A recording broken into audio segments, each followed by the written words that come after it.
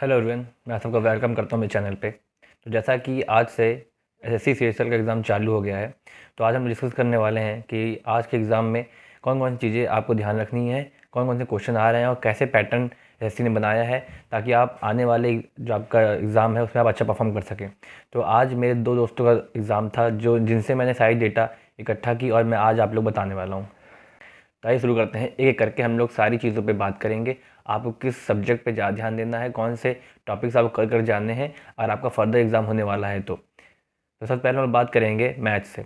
तो मैथ्स की अगर बात करें तो मैथ्स में देखिए, जैसे आपने अगर एसएससी सीजीएल का एग्ज़ाम देखा होगा, सीजीएल में जैसा पैटर्न रहा है वही सेम पैटर्न एसएससी सीजीएल में देखने को मिला है हम लोग को। अगर मैं बात करूं कि मैथ कैसी ओवरऑल आई थी, तो देखिए मैथ की अगर मैं टफनेस की बात करूं तो ये ईजी टू मॉडरेट थी। अगर आप इसमें एग्जाम क्वेश्चन करेंगे तो आप लोग इजीली 23-24 क्वेश्चन इजीली कर सकते हैं। एक दो क्वेश्चन ऐसे रह सकते हैं जिसमें आपको थोड़ा टाइम लगे, थोड़ा ट्रिकी रहे, क्योंकि देखिए मैथ्स में कुछ ऐसे क्वेश्चन आ रहे हैं कि आपको उसमें ज़्यादा दिमाग नहीं लगाना है या फिर बहुत कैलकुलेटिव क्वेश्चन नहीं आ रहे हैं, डायरेक्ट फॉर्मूला बेस्ड क्वेश्चन आ रहे हैं। और क्वेश्चन ज़्यादातर उन्हीं टॉपिक से आ रहे हैं जैसे कि ट्रिग्नोमेट्री, मेंसुरेशन, कोऑर्डिनेट ज्योमेट्री, या फिर मैं कहूँ तो डायरेक्टली कि जो क्वेश्चन ज़्यादा आ रहे हैं वो एडवांस से आ रहे हैं। तो आप एडवांस के प्रैक्टिस जरूर कर जाइएगा। और एडवांस में आपको क्या प्रैक्टिस करनी है, तो आपको सिर्फ और सिर्फ फॉर्मूला पढ़ के जाना है, क्योंकि सारे क्वेश्चन जो आ रहे हैं फॉर्मूला बेस्ड आ रहे हैं। आप सिर्फ फॉर्मूला पुट करेंगे और आपका आंसर आ जाएगा। तो 23 से 24 क्वेश्चन मैथ में ऐसे हैं जो आप आराम से कर लेंगे। तो फिर आपको जो एक दो क्वेश्चन बचे आपको तुरंत को छोड़ देना है, क्योंकि उसमें हो सकता है आपको दिमाग लगाना पड़े। तो उसको आप सेकेंड बार जब आप पेपर करेंगे तो आप उसको वहाँ पे इजीली कर सकते हैं। तो मैथ्स में आपकी यही स्ट्रैटेजी होनी चाहिए कि आप स्टार्टिंग में कम से कम 23 क्वेश्चन तो कर ही लें, क्योंकि ऐसे क्वेश्चन नहीं आ रहे हैं जो आपको बहुत परेशान करें। आने वाले दिनों में आपका एग्जाम है, तो मैं आपसे यही कहूँगा कि आप सेक्शनल मॉक दीजिए। सेक्शनल मॉक देंगे तो पहली चीज़ कि आपका जो टाइम प्रेशर वहाँ का टाइम चलता रहेगा, तो आप टाइम के साथ क्वेश्चन जल्दी जल्दी कर सकते हैं। आप समझ जाएंगे कि आपको टाइम के साथ कैसे पेपर को मैनेज करना है। तो आप सेक्शनल मॉक दे सकते हैं मैथ का। और मैथ्स में अगर जितने दिन आपके एग्ज़ाम में रह गए, आज आज से आप डेली क्या करिए, आप सारे चैप्टर का सिर्फ फॉर्मूला रिवाइज करिए। देखिए जो बच्चे ने फॉर्मूला रिवाइज करके अच्छे से गए हैं वो वहाँ पे अप्लाई कर देगा, उसके आंसर आ जाएंगे। और जो बच्चा फॉर्मूला हल्का सा ही भूल गया तो फिर वहाँ फंस जाएगा वो। तो आपको दो काम करना है, एक से आपको सेक्शनल टेस्ट देना है और दूसरा आपको जितने भी चैप्टर हैं सब के आपको फॉर्मूलेज एक बार एक शीट में आप कहीं लिख लीजिए और उसको जल्दी रिवाइज कर दीजिए। आप ऐसे अगर आप लगातार 4-5 दिन करेंगे तो आपके दिमाग से फॉर्मूलाज जाएंगे नहीं। तो मैथ्स, जैसे मैंने कहा, मैथ्स आपकी ईजी टू मॉडरेट आई है। अब बात करते हैं रीजनिंग की। तो रीजनिंग में देखिए, रीजनिंग का कुछ ऐसा है कि रीजनिंग एकदम ही ईजी आई है। इसमें आप इजीली कर सकते हैं 24-25 क्वेश्चन। हाँ, एक क्वेश्चन या दो क्वेश्चन ऐसे रह सकते हैं जिसमें आप थोड़ा टाइम लग जाए, तो उसको उसका जो टाइम प्रेशर हो अपने ऊपर मत आने दीजिएगा। आप क्या करिएगा, आप जितने एक गो में क्वेश्चन हो रहे हैं 23-24-25, आप उसको करके तुरंत आगे बढ़ जाइए। आपके अगर एक दो क्वेश्चन छूट भी जाते हैं तो कोई प्रॉब्लम नहीं है। कि इस बार जैसा कि हम लोग देखा एसएससी सीएचएल में, जो मेरा दोस्त ने बताया कि इस बार कुछ पजल के क्वेश्चन आए हैं। तो हो सकता है कि पजल के क्वेश्चन आने वाले शिफ्ट में भी आए, तो इसमें आप क्या कर सकते हैं, आप पजल के थोड़े प्रैक्टिस कर सकते हैं ताकि आप उसमें थोड़ा अपनी इंप्रूवमेंट ला सकें। क्योंकि अगर वहाँ पजल क्वेश्चन आया तो आपका वहाँ दिमाग ख़राब होगा, आप वहाँ पे होता है पैनिक कर जाए टाइम देख के। तो उसको आप, मैं कहूँगा, पहले गो में आप स्किप कर दीजिएगा और दोबारा जब आएंगे तब आपको ट्राई करने की ट्राई कीजिएगा। तो आपको मैथ और रीजनिंग को मिला के बताऊँ तो आपको 95+ अटेम्प्ट करके चलना है। क्योंकि मैथ जैसा कि है, एक दो क्वेश्चन आप वहाँ छोड़ सकते हैं, और रीजनिंग में होता है आपको एक दो क्वेश्चन छूट जाए, लेकिन आपको टोटल 95+ करना ही करना है। अब बात करते हैं हम लोग इंग्लिश और जीएस जीके की। पहले मैं आता हूँ इंग्लिश पे। तो देखिए इंग्लिश का क्या इस बार रोल रहा है एसएससी एग्जाम में। जैसा कि पहले दिन देखा गया है कि इंग्लिश में देखिए वेराइटीज़ बहुत है।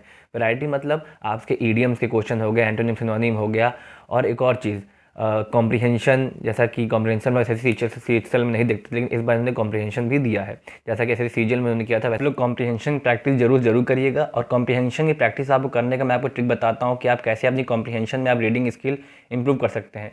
तो ध्यान रखिएगा, उसके लिए आप रोज़ क्या करिए, जिन बच्चों का आने वाले दिनों में पेपर है वो क्या करें, निमिषा मैम रोज़ डेली क्लास कराती हैं जिसमें उन्होंने कॉम्प्रिहेंशन की आखिरी में पार्ट रखा है। तो उसको जाके आप जरूर करें, उससे आपकी रीडिंग स्किल अच्छी होगी, जिससे वजह से आप क्या कर पाएंगे, आप इजीली जो कॉम्प्रिहेंशन को रीड करके आप अंडरस्टैंड कर पाएंगे, उसकी मीनिंग निकाल पाएंगे, कॉम्प्रिहेंशन कहना क्या चाह रहा है, जिससे आप इजीली जो 5 क्वेश्चन है आप उसको सॉल्व कर सकते हैं। तो इसमें इंग्लिश में यही है कि आप कॉम्प्रिहेंशन पे आप, और एक और चीज़ देखिए, अगर आप पेपर सॉल्व करना चालू करेंगे तो आपको कॉम्प्रिहेंशन पहले, आप चाहे इजी है चाहे टफ है, आपको उसको छूना ही नहीं है। क्योंकि देखिए हो सकता है कॉम्प्रिहेंशन टफ है, तो अगर आप उसमें उलझ गए तो आपको जो टाइम प्रेशर आपका खा जाएगा, जिसकी वजह से आपकी जो एक्यूरेसी है वो बहुत घट जाएगी, हो सकता है आप जल्दबाजी में गलत आंसर मार दें। इसलिए आप पहले क्या करिएगा, आप इन जो 5 क्वेश्चन कॉम्प्रिहेंशन के आएंगे उसको आप स्किप कर दीजिएगा। उसके बाद बात करें और कैसा इंग्लिश आ रहा है। देखिए इंग्लिश में इस बार वैरायटी देखी गई, जैसा कि मैं कहा एंटोनिम सिनोनिम्स हो गए, ईडियम्स हो गए, एक्टिव पैसिव नरेशन, सबसे क्वेश्चन आ रहे हैं 2-3 क्वेश्चन। तो आपको सब आपको पढ़ के जाना ही पड़ेगा, तभी आपकी इंग्लिश हो पाएगी। इंग्लिश का अगर मैं रेट करूँगा ईजी टू मॉडरेट, तो देखिए ये ज़्यादातर मॉडरेट साइड पे थी, क्योंकि इसमें जो कॉम्प्रिहेंशन है वो एडअप कर देता है इसकी डिफिकल्टी लेवल को। और जो कुछ कुछ होता है ईडियम एंटोनिम आपको नया देखने को मिले तो आप उसे बिल्कुल पैनिक मत कीजिएगा, आप इसको ऑप्शन एलिमिनेशन से ईजिली कर सकते हैं। अगर आपको ऑप्शन एलिमिनेशन आता है तो आप इसको कर ले जाएंगे। तो इंग्लिश साइज थोड़ी मॉडरेट थी। अब बात करते हैं जीके जीएस कैसा रहा। तो देखिए जीके जीएस हमेशा की तरह टफ लगा है बच्चों को। ऐसा क्यों? क्योंकि देखिए इसमें भी वही सेम पैटर्न जो सीजीएल में रहा था। सीजीएल में देखिए हमको देखने को मिला कि इसमें मल्टीपल इसमें ऑप्शन आते हैं एक क्वेश्चन में, तो बच्चे उसमें ज़्यादातर कंफ्यूज आते हैं कि कौन सा सही है। तो देखिए इसमें बेस्ट स्ट्रेटजी यही होनी चाहिए आप लोग की कि आपको ऑप्शन एलिमिनेट करना आना चाहिए, क्योंकि हो सकता है कुछ कीवर्ड्स होते हैं जिसको आप यूज़ करके कुछ क्वेश्चन में जो आपके ऑप्शन है उसको आप एलिमिनेट कर सकते हैं। तो इसके लिए बेस्ट स्ट्रेटजी ऑप्शन एलिमिनेशन ही है।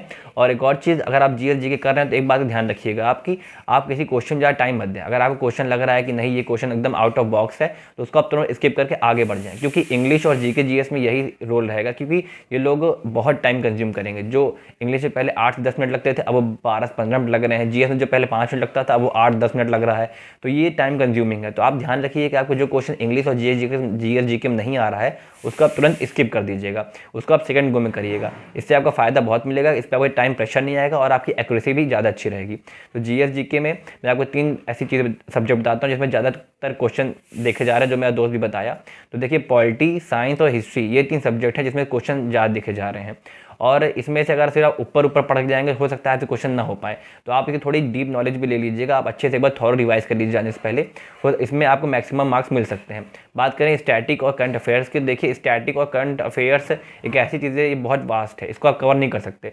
तो आपने अगर जितना पढ़ा है अगर उसमें से आपका क्वेश्चन लग गया तो लग गया, तो उस पर आपको टाइम वेस्ट करने की जरूरत नहीं है। आप ऊपर से पहले देख लीजिए जो जो टॉपिक आपको लग रहे हैं स्टैटिक जीके और करंट अफेयर्स में। उसके बाद आप, जैसे मैं कहा, अगर मैं ओवरऑल रेट करूँ जीके जीएस कैसा रहा तो थोड़ा मॉडरेट साइड ही था और इंग्लिश भी थोड़ा मॉडरेट साइड था। और वहीं बात करें मैथ्स और रीजनिंग की, ये थोड़ा ईजी साइड था।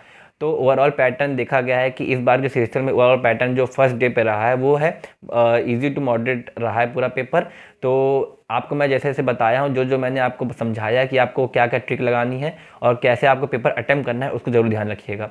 मैथ्स में जैसा कि मैंने कहा आपको रोज़ सेक्शनल मॉक देना है, 2-4 सेक्शनल मॉक दीजिए और हर चैप्टर का फॉर्मूला शीट बना लीजिए, इसमें आप रिवाइज करने में आपको आसानी हो। बात करें रीजनिंग की, तो रीजनिंग में भी आपको वही करना है, आप सेक्शनल मॉक दीजिए, इसमें कुछ एक्स्ट्रा करने की आपको जरूरत नहीं है। बस आप किसी क्वेश्चन में फंसिएगा मत और जो क्वेश्चन आपको नहीं आ रहा है उसको आप स्किप कर दीजिएगा। बात करें इंग्लिश की, इंग्लिश में आपको वही स्टडी चाहिए कि आप कॉम्प्रिहेंशन ज़्यादा प्रैक्टिस करें ताकि आपकी रीडिंग स्किल इंप्रूव हो पाए और वहाँ आपके जो 5 क्वेश्चन आएंगे कॉम्प्रिहेंशन से उसको आप जल्दी से ग्रैब कर पाएँ। और जीके जीएस में जैसा मैं 3 सब्जेक्ट बताया है, पॉलिटी, साइंस और हिस्ट्री, इसको आप जरूर देख के जाएँ। और ओवरऑल पैटर्न की बात करें तो मॉडरेट रहा है पेपर, तो बिल्कुल आप डरिए मत, आप भी प्रिपरेशन बनाए रखिए और होपफुली आपका एग्जाम अच्छा जाएगा। तो अगर आप चाहते हैं कि मैं आने वाले एग्जाम्स का भी एनालिसिस प्रॉपर करूं तो आप नीचे कमेंट में एनालिसिस लिख दीजिएगा और लाइक जरूर कर दीजिएगा। तो थैंक यू, मिलते हैं आपको अगले वीडियो में।